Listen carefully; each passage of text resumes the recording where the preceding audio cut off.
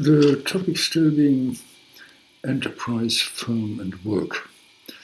Now, the English terms are difficult because it's actually the Germans as well in whichever, as there is no clear-cut understanding really of enterprise, firm, and in many cases they are actually used as synonymous, as well as we have the problem with labor and work. Anyway, let's try and start with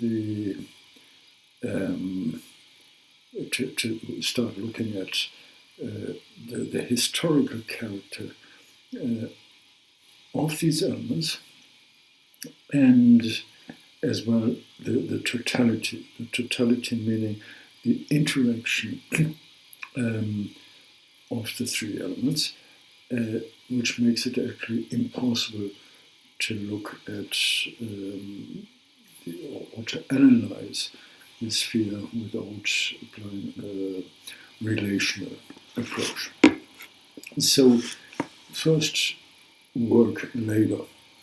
As we said, it is a goal-oriented activity. In general terms, and specifically we are dealing, of course, with dependent activities, meaning activities that are performed in the framework of employment,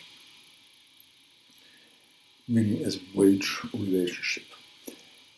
In any case, meaning if you take the general approach or if you take the more specific approach,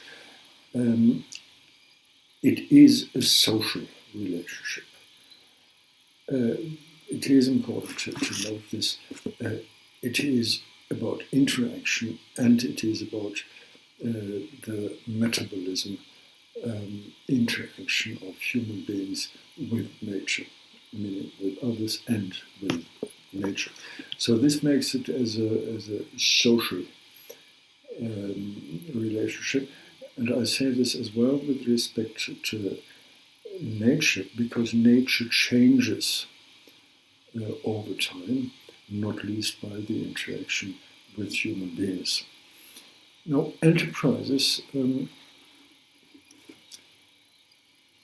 we can link this first and foremost to Max Weber and the professional orientation, professionalism as part of the relationship, and as well on the other, as a second reference to Schumpeter as the activity that has some renewing element that is creating something. Again, it is a social relationship as a profession and as a creative activity. And there is with Schumpeter, of course, this element that links it back to, or that links it to Wallerstein. With this reference to Schumpeter, we have, of course, as well the reference to Wittgenstein, this element of renewal, of creating something that is fundamentally new, that is not just a continuation and a moderation of what already exists. Again, we have, of course, the goal orientation here. And in general terms, or in mainstream discussions, we refer here to profit as the main goal and as the ultimate and only goal. Nevertheless, looking at it from the entrepreneurial side, we may take another stance and say, okay, profit is one thing within the given capitalist society, but even there, we have as entrepreneurial element as something different, meaning that it is something creative.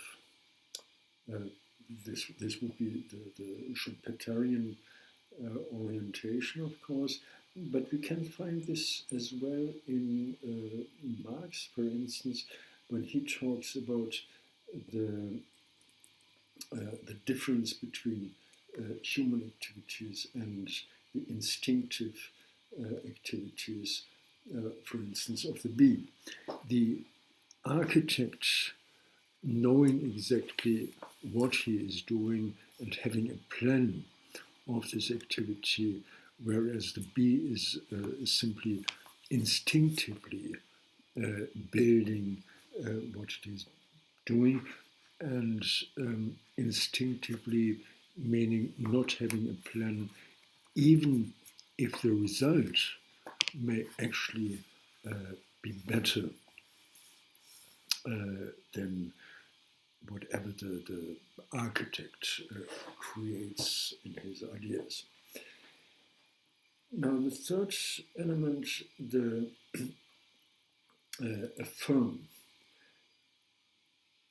it refers to being industrious, being active, and it refers really to the activity of what is done, how this idea is implemented and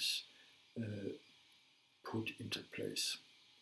Again, of course, and obviously a social element, because it depends on so many things that are created, that are depending on ongoing activities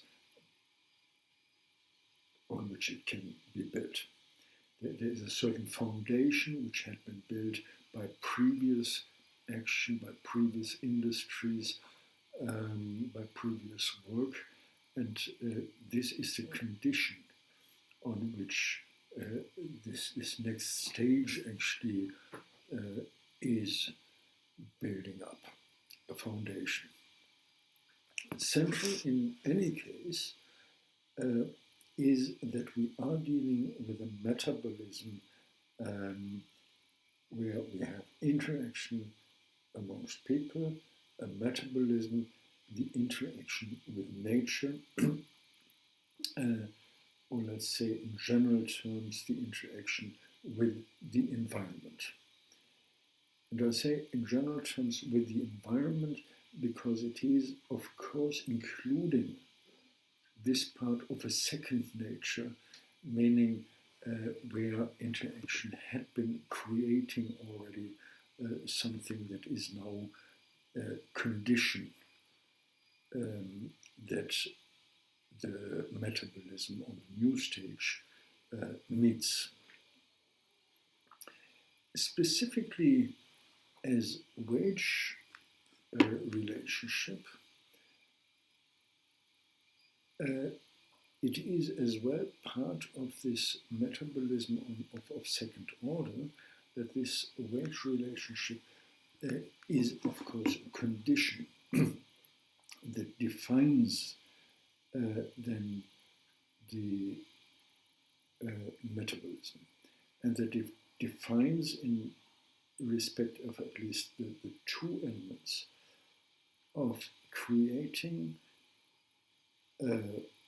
use value, something that can be used by the producer him or herself, or that is then, and then we come to the second level, that is then transferred to the exchange value.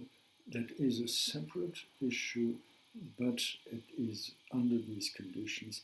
Under these conditions, this is important to note, interlinked. You would not have one or the other in its own terms and independent of the other. Taking this together, we see immediately that we have a multiple metabolism that consists at least of the following elements. It is the production itself, taking it from Marx, from the Grundrisse, with the four elementary forms of producing something in physical terms, then we would have consumption as a productive process, the productive consumption. Then we would have distribution and finally exchange. A second layer of metabolism is concerned with private use, the immediate use of what is produced, which is then something that is linked to the process of reproduction in individual terms, but as well in social terms. It is about a social reproduction, establishing, re-establishing, renewing permanently this relationship, the relationship between individuals and between individuals or human beings and nature, including the wider understanding of environment. Coming to a third layer, then we are looking at the firm as a structure. It's different from the action level. It is a structure, of course, filled with life. It is an institution. It is a legal framework. And it is, of course, something as well where human interaction, personal relationships play a role. Saying personal relationship goes beyond what usually is looked at in human relationship and human management research, but it is this immediate relationship between people. So beyond this, the institutional and legal framework, personal relationships, beyond this and founding this, we have, of course, primarily the orientation of a socio-economic process of production and reproduction. The conditions in general, meaning the social conditions, so the societal conditions, but as well, and first and foremost in our context, the economic reproduction of whatever is there.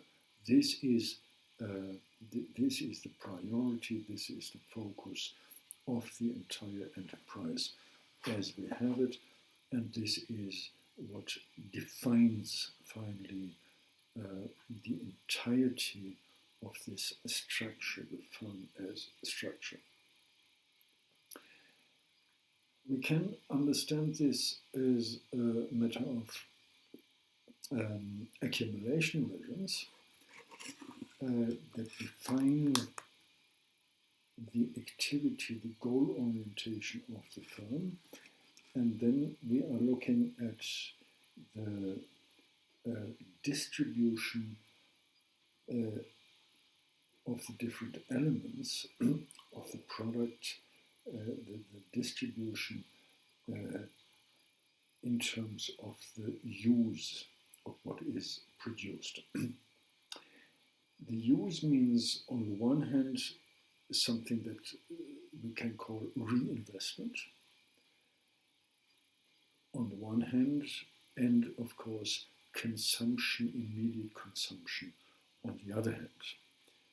It is about the reproduction of capital, and it is about reproduction of people and their relationship. Reproduction, usually in economics, it is about the reproduction of capital, investment, reinvestment, and the output as a kind of profit. However, in the wider understanding, as it is suggested here, we are dealing actually with reproduction in a wider sense as individual reproduction, reproduction of the worker, reproduction of the entrepreneur, reproduction of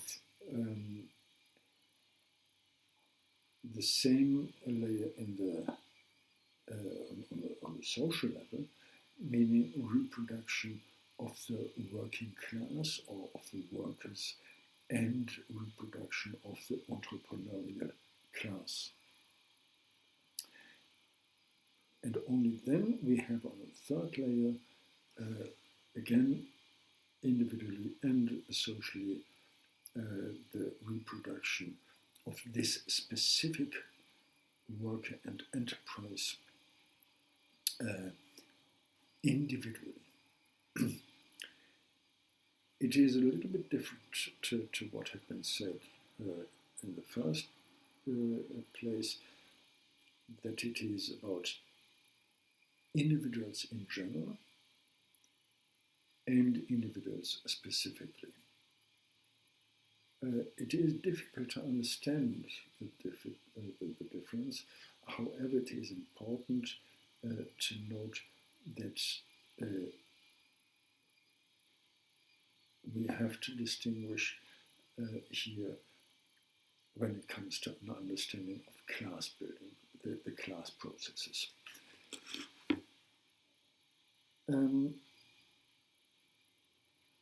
Linked to this, centrally linked to this, is the matter of time. Marx once said that all economics is ultimately about time, and this means not least that it is ultimately about the time that it is necessary for the immediate reproduction of what is, and the other part of time that is additional. That is additional, meaning that is in a simplified way, said in a simplified way, that is producing more than is needed for the immediate, in the immediate time. In this way, we can say, in any case, this additional work, surplus work, as it is called, is a matter of extraction. It is more than we have to do. It is more effort on the general level of work. It is more effort than we have to spend just to survive. It is defining as well as extraction the quality. And there, of course, there is a paradox. On the one hand, we invest more work, more effort, and at the same time we do so in order to reach a certain comfort. Meaning, going back to what we said about work and labor, there is this element of negativity, but this negativity is not cannot be understood in absolute terms. It is a negativity in terms of social action that actually has a specific own quality that is appreciated as such. It is not only effort, but different to Sisyphus, who is always rolling out the stone and falling back. This kind of social work, using this term, this kind of social work is different insofar that it brings the stone upwards, moving it up the hill, not falling back at some stage. Of course, this is contestable when it comes to general, more metaphysical terms of what is the meaning of life, what is the meaning of such activity, what is the meaning of such comfort. Especially religious ideas are dealing with this, the appreciation of poverty as the ultimate goal and the ultimate idea of a simple life. But this is not relevant for us here at this stage. As said, these are three elements in the understanding, the philosophical understanding of elementary forms of the entire process of production, reproduction, of the entire metabolism we are looking at. It is important to understand these as elementary forms, which means as well to emphasize again that we are dealing with a relational character. We cannot take one or the other. Of course, in analytical terms, we have to do it occasionally, but this is somewhat misleading. So again, it is about the difference, the understanding, determination of the different aspects individually, socially, societally. This is the one dimension. And then looking at the production and reproduction of the entrepreneurial dimension, the firm, and later then work. First, and importantly, the firm. There is, under capitalist conditions, a kind of force to permanently move towards an expanded reproduction. The force, the inherent force in the activity to expand, to grow. Of course, this is something we know from the societal level, where we speak about the economies being aiming at permanent growth. The origin of this is not only the entire economic system, but it is the enterprise, the individual enterprise under these conditions, under the capitalist conditions.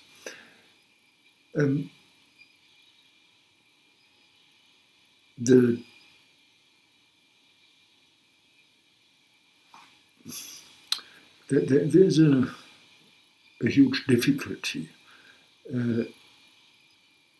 we come across looking at today's economy. On a very general level, it seems to be simple, this orientation towards growth. But today we have a complex structure of individual firms and their connection, the mergers with others.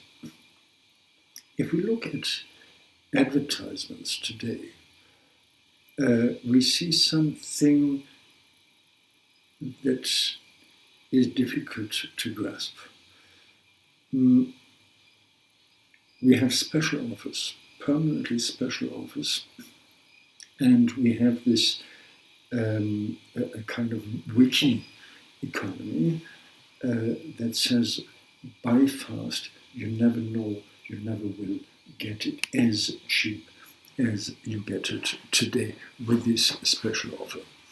So we have different enterprises, different firms being interlinked without that we actually know about it,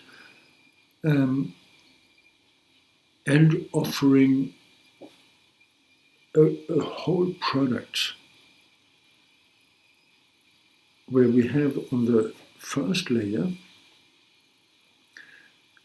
something that is offered completely overpriced. Very expensive products, but actually we rarely buy them. They are rarely really offered. What is offered is something different. It is actually the special offer, reduced by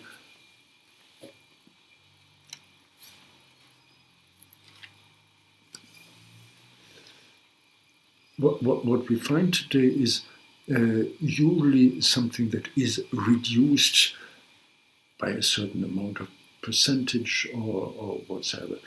It is not the so-called or supposed original price of the product. And then we have, on another level, different shops, different outlets, different offers, different frameworks, meaning as well different firms where we can buy the products in different ways. Meaning in different ways that in some respect the offer is presented in a different way, not as nicely as in the boutique or special store, not as generous as in the store instead of the shop. Things like this. It is the same, we are dealing with the same goods, the same commodities, but a different framework. I'll come back to this later. These are, for instance, in Germany, shops like Kick or Teddy, or as well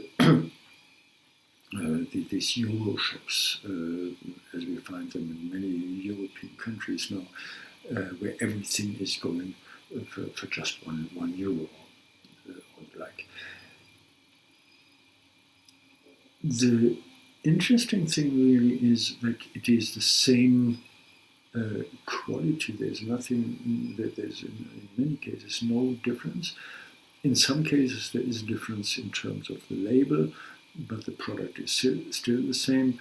And then we have different form that actually the same stuff is produced or offered in terms of franchising, that we have the seemingly the same firm offering something, but in legal terms it is a different framework. It is an outlet, it is a franchising system or whatever. What is behind this, these special offers and these special frameworks is in some cases the super exploitation.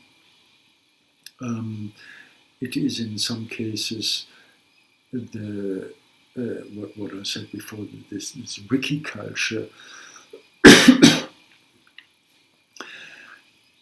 What is behind this, these special offers, these special frameworks, is in many cases just the super exploitation, and as well seemingly independent activity where people work for themselves as freelancers, although they are actually dependent, they are working for the larger enterprise. And then we have, of course, another layer of offers where we may, in some instances, be a little bit skeptical if this is actually a proper offer, or if it is the shadow economy, whatever this framework is. It is in many cases the family enterprise, or the enterprises run by groups of people that are excluded not only in economic terms on this level, but that are people who are foreigners, who are migrants, and may even have, in many cases, or in several cases, dubious, questionable legal status. Now, nobody is illegal. I'm not talking about this, but at least their status in the societies may be different to the citizen. Increasingly a problem as well in terms of what I said. This wiki culture of by now you don't know if you get it to the same conditions for the same price again. It's funny to see. Well, funny. It's funny to see how it is. How it interlinks with the shadow economy and the official economy. Thinking back about my time in Italy, there was this amazing ability of street vendors.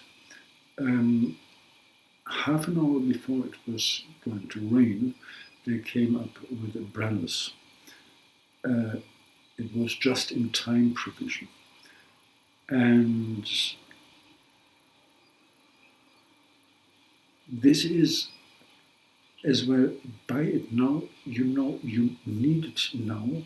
You won't buy an umbrella when the sun is shining and the weather is stable, but now you need it.